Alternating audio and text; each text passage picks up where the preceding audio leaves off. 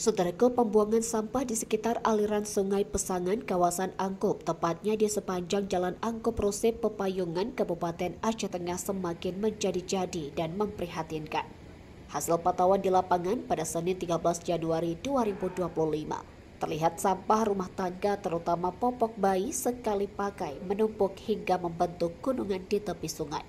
Kondisi ini tidak hanya mencemari lingkungan, tetapi juga membahayakan kualitas air dan ekosistem sungai yang selama ini menjadi sumber kehidupan warga setempat. Salah satu lokasi pencemaran paling parah berada di sekitar Jembatan Angkup.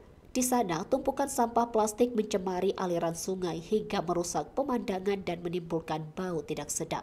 Seorang warga setempat, Heri, mengungkapkan keresahannya terhadap kondisi ini. Menurut Heri, masalah ini telah berlangsung lama. Sejumlah oknum tidak bertanggung jawab terus membuang sampah sembarangan di tepi sungai.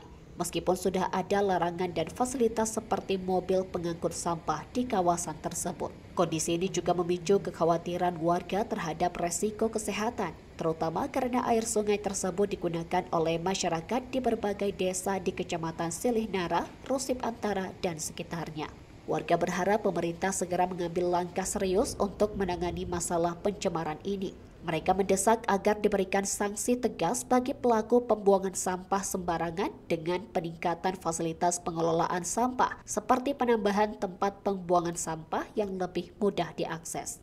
Selain itu, warga juga menginginkan adanya kampanye kesadaran untuk menjaga kebersihan lingkungan, agar perilaku membuang sampah sembarangan dapat diminimalisasi. Dari Aceh Tengah, Aga Mahati Ara, Tribun Gayo.